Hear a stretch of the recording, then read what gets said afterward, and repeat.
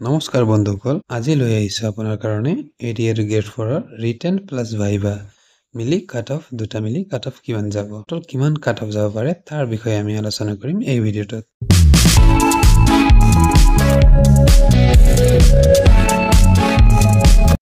এইবাৰ ওভাৰলেপিং নহয়।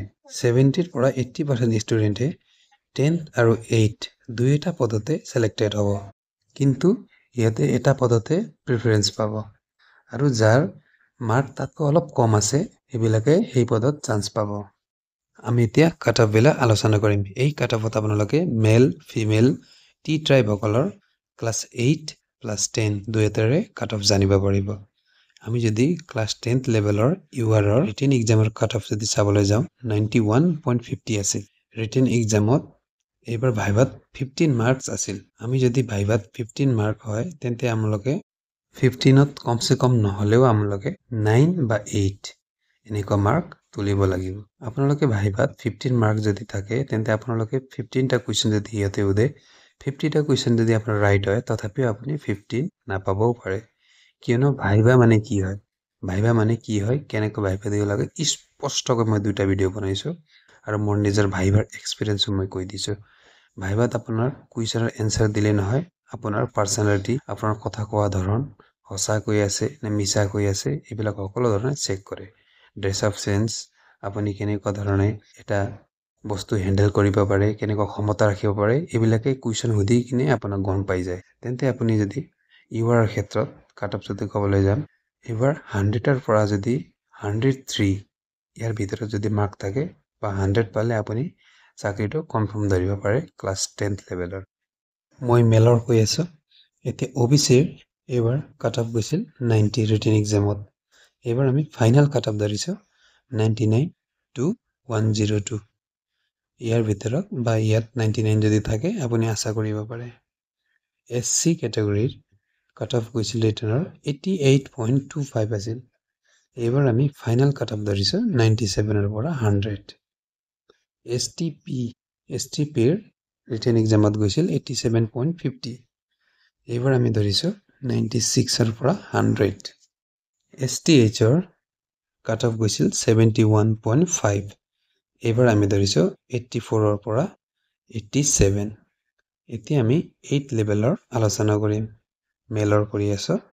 ক্লাছ 8 লেভেলৰ এইবাৰ ইউআৰৰ গৈছিল 99.75 ৰিটেন এক্সামত, অলমষ্ট 100 ধৰিব পাৰোঁ। এইবাৰ আমাৰ ফাইনেল কাট অফ থাকিব 109ৰ পৰা 112। OBCৰ ৰিটেনত গৈছিল 95.75। এইবাৰ ফাইনেল আমি ধৰিছোঁ 105ৰ পৰা 108। SC কেটেগৰীৰ এইবাৰ গৈছিল 93.50 ৰিটেনত।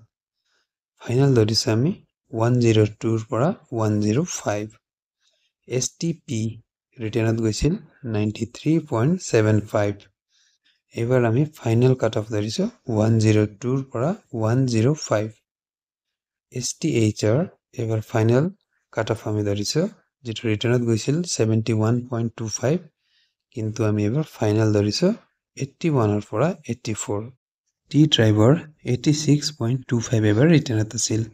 আমি ধৰিছোঁ 95ৰ পৰা 97 পালে আপুনি ছেফ হ'ব বা চাকৰিৰ আশা কৰিব পাৰে। এতিয়া আমি আলোচনা কৰিম ফিমেলসকলৰ ক্লাছ 10th লেভেলৰ। ইউআৰ কেটেগৰীৰ 85 গৈছিল ৰিটেনত, এতিয়া যাব পাৰে আমাৰ 92ৰ পৰা 94। SCৰ আমাৰ গৈছিল 84.25, এতিয়া 91ৰ পৰা 93 আমি ধৰিব পাৰোঁ।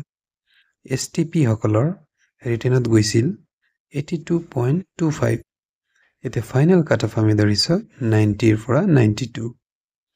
STH 71.50 গৈছিল আমাৰ ৰিটেনত, এতিয়া আমি 79ৰ পৰা 81 ধৰিম। OBC সকলৰ গৈছিল আমাৰ 83.50, এবাৰ যাব 90ৰ পৰা 92। আৰু OBC টি ট্ৰাইব আদিবাসী সকলৰ ৰিটেনত গৈছিল 62, এবাৰ ফাইনেল যাব পাৰে আমাৰ 69ৰ পৰা 71। এতিয়া আমি আলোচনা কৰিম ক্লাছ 8 লেভেলৰ ফিমেল সকলৰ।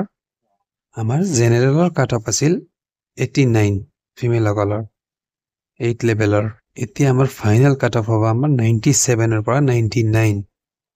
SC আছিল 86 এবাৰ 94 পৰা 96 ধৰিলো STP সকলৰ ৰিটেনত গৈছিল 84.75 এতিয়া আমি ধৰিছো 92 পৰা 94 STH সকলৰ ৰিটেনত গৈছিল 61.50 এইবাৰ গৈছিল 69 পৰা 71 যাব আপোনালোকে মোৰ কাট অফৰ ভিডিও ৰিটেন এক্সাম হৈ যোৱা মই কাট অফৰ ভিডিও বনাইছিলো এইটো গৈ আপোনালোকে চাই ল'ব আৰু মই কেনেকুৱা কাট অফ দিছিলো সঠিক হৈছে নে নাই এইটো আপোনালোকে অনুমান কৰিব পাৰিব এতিয়া আমি আলোচনা কৰিম OBC ফিমেল সকলৰ OBC ফিমেল সকলৰ ৰিটেনত গৈছিল 85.50 এবাৰ আমি 93 পৰা 95 ৰাখিছো T ট্ৰাইব সকলৰ এই ফিমেল সকলৰ 80.25 গৈছিল এইবাৰ ফাইনাল কাট অফ আমি ৰাখিছো 88 পৰা 90 88 পাইলে আপুনি